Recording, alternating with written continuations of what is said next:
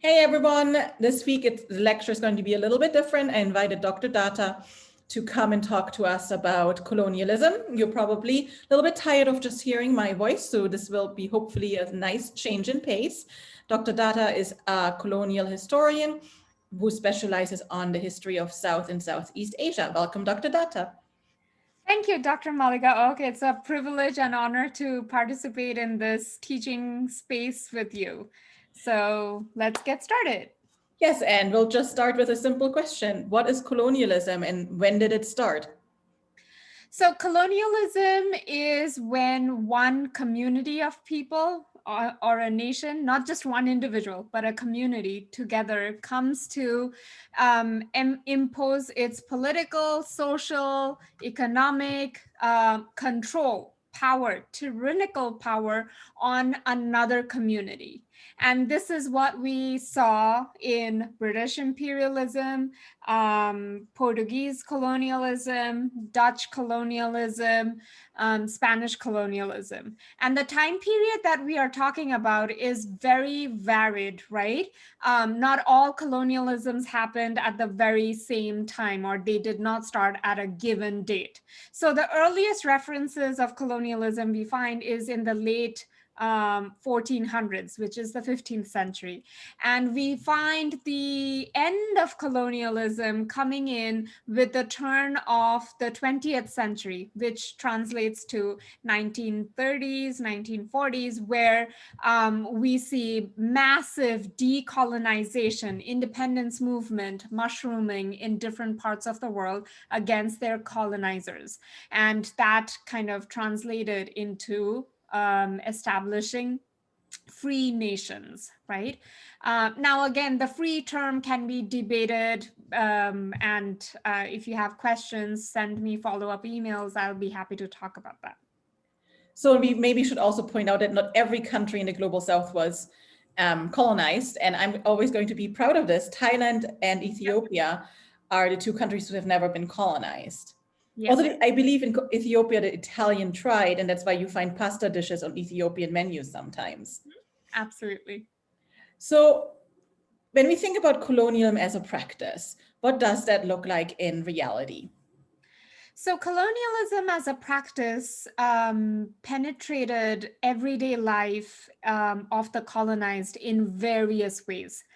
It happened through economic, physical exploitation, wherein the colonies were used, exploited to cough up money, labor, raw materials to serve the industrial needs and market needs of the colonizers. So basically, they were platforms on which these colonizers were stamping on, exploiting, milking them for their own benefits, and in return, the colonies never really got a taste of those profits.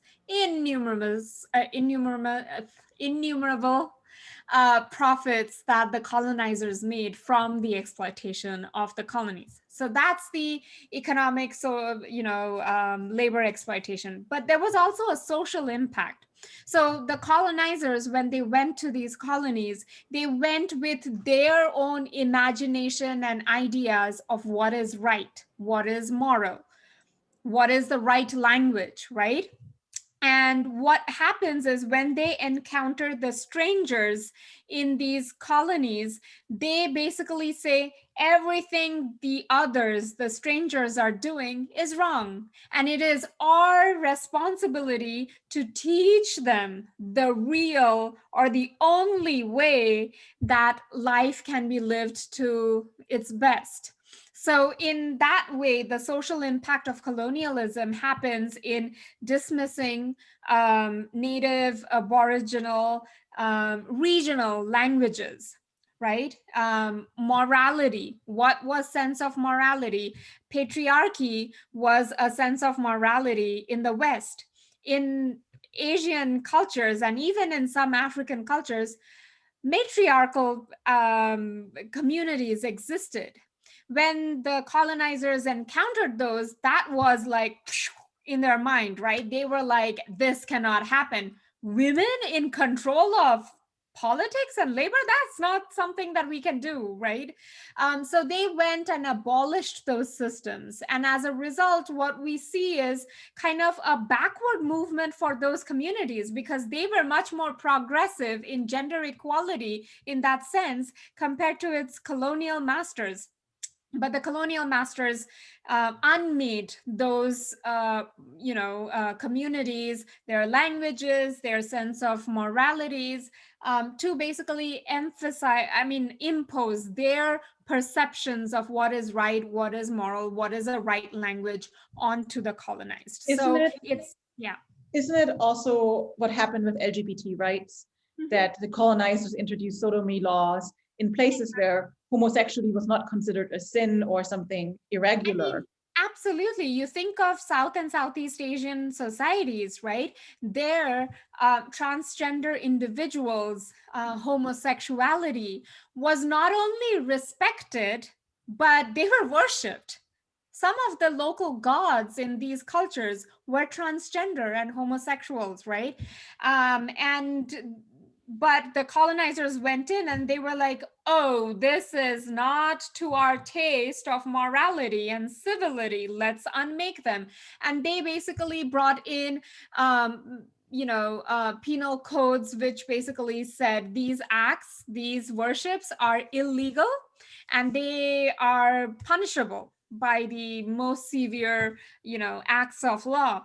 And as a result, what we find in these countries today is that they are pushing against these colonial ideas. Like when the colonizers left these countries, you would think that these colonies would go back to, celebrating or accepting transgender identities, homosexual realities, but they did not. And right now, as we speak, in all these different ex-colonies, they are actually fighting to unmake this colonial law that still exists today.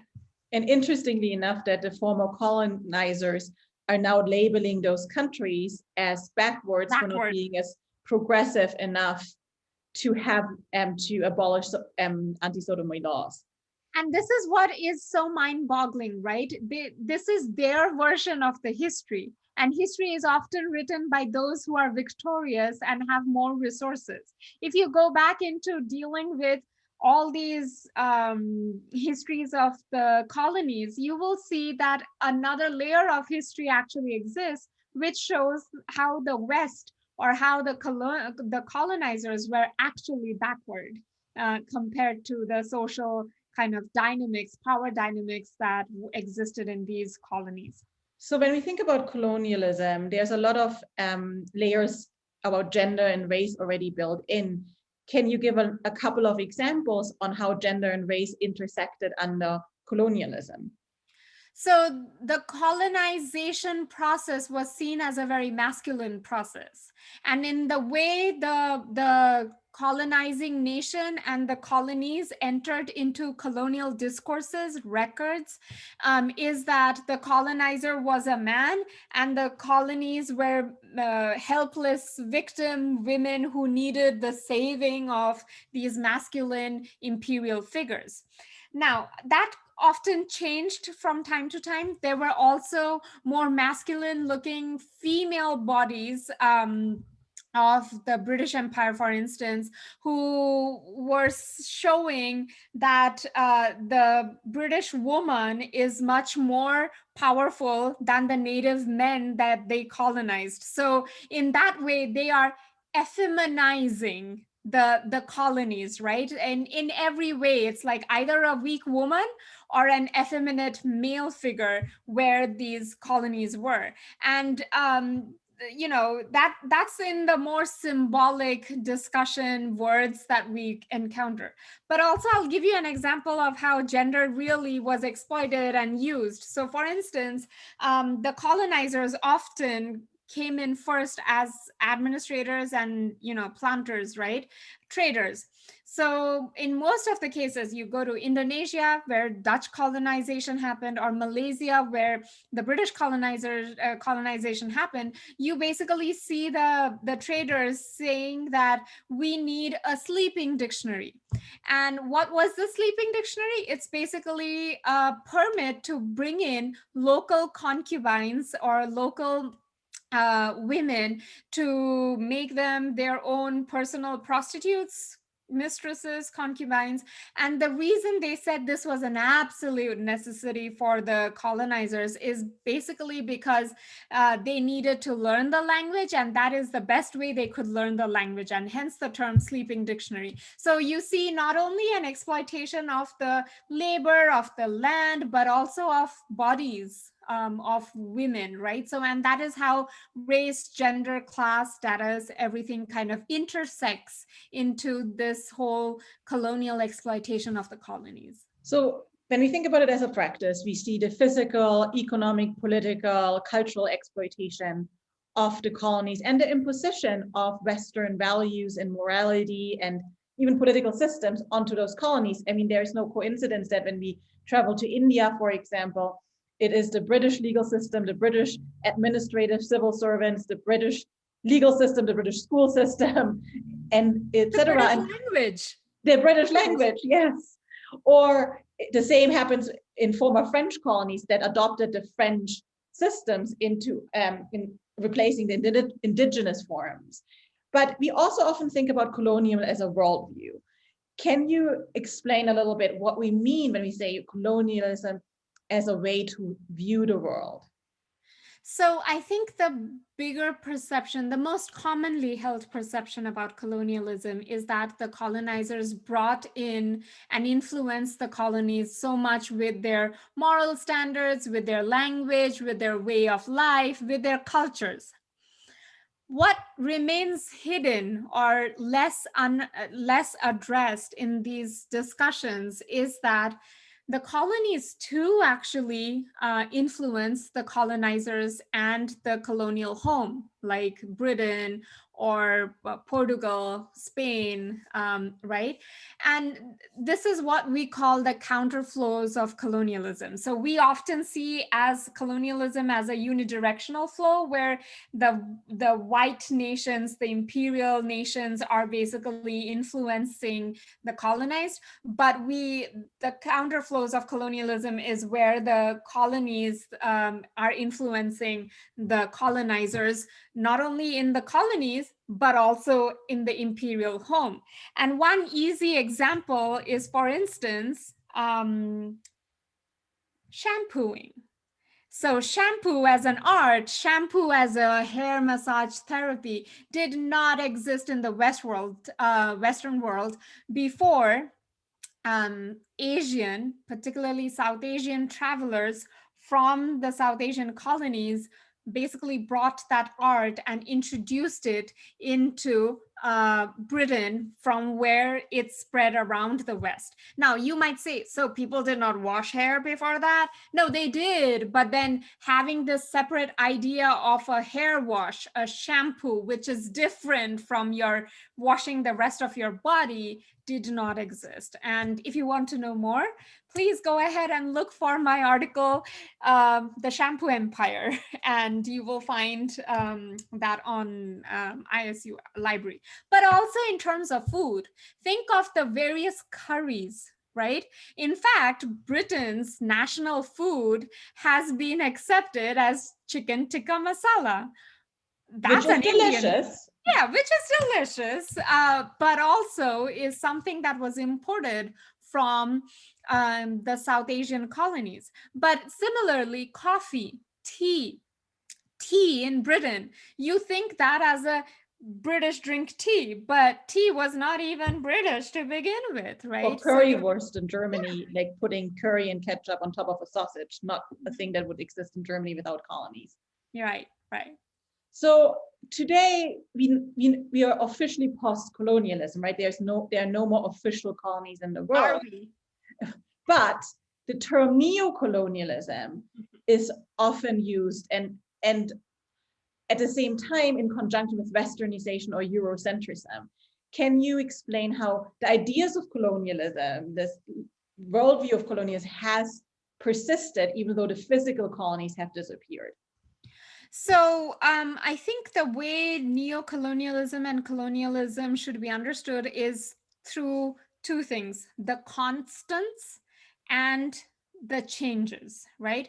What changed is initially it was the colonialism mindset was go, capture, civilize, right? Which we usually refer to as the white man's burden. As the white burden man's to civilize the uncivilized barbarian living in the colonies. Exactly. Now, neo-colonialism kind of has that same mind frame that the ex-colonies, or the backward nations, need the help of the West to become better. So in that way, it's not white man's burden, but it also is saying that, okay, the West is the best, and we need to help the backward again nations to meet the standards of the West. So in that way, there is no complete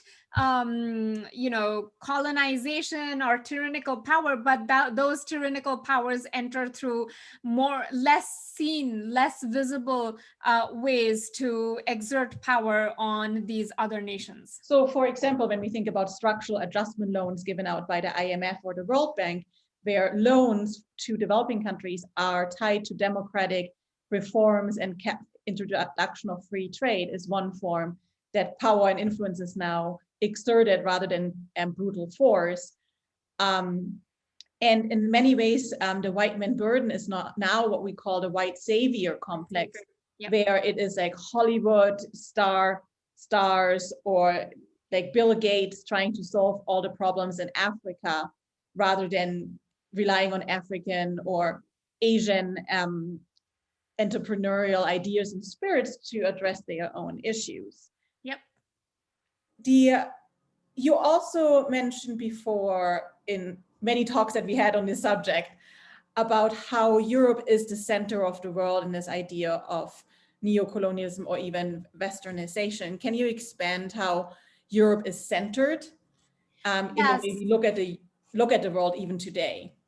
Right. So when we talk about, how we imagine Asia, for instance, and I'll give you the example of Asia because I'm a historian of Asia and it's easiest for me. So, what is Asia and what are these sub-regional groupings of Asia, like South Asia, Southeast Asia, East Asia?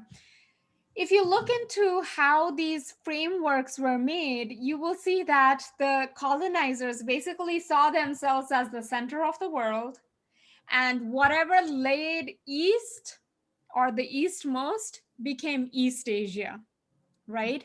Whatever was south of East Asia, because South Asia, what does that mean, right? South of what? Right? So it was south because it was south of East Asia. It was south of Central Asia that was perceived as, from the geographical spatial location of these colonizers. So, and even in the way that these regions were imagined, for instance, South Asia for a very long time included Myanmar or Burma. All of a sudden, it became too problematic. And in 1930s, it went to Southeast Asia, right? Yeah. And similarly with Afghanistan, it was South Asia, then suddenly it's Middle East, and then all of a sudden it's again South Asia. So these are all Western conceptions of geopolitical blockings and colonial knowledges of what is where according to their central position. Does that answer your question? Yeah, and I think there are other examples of this Europe-centric view. For example, we are using the European or the Western calendars today. We celebrate New Year's on December 31st. And you can probably speak to, when do people in Asia celebrate New Year's? Yeah, so, and different people celebrate New Year's differently. Like in Thailand, you celebrate New Year's Isn't it March or April? March? It changes.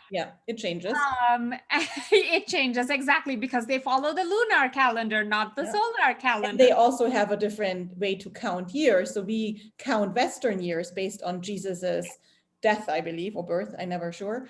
And Thailand goes up based on a Buddhist perception of year count. So I'm born in the year 2525, which translate, full disclosure, to 1982. So, but the fact that we have a standardized calendar, or the Chinese New Year's in February, or the fact that Indian New Year is. Do we even go there? Because every state has its own, every community has its own New Year, but more or less the New Year in South Asian context actually overlaps with the harvest season. So it's usually in April, you know. Or time zones, right? This time zone 90 is Greenwich, which is outside of London. Beautiful place to hang out and enjoy the weather if you're ever in London in the summer, and it's actually nice. But that's the center of the timeline, and then it goes out from there.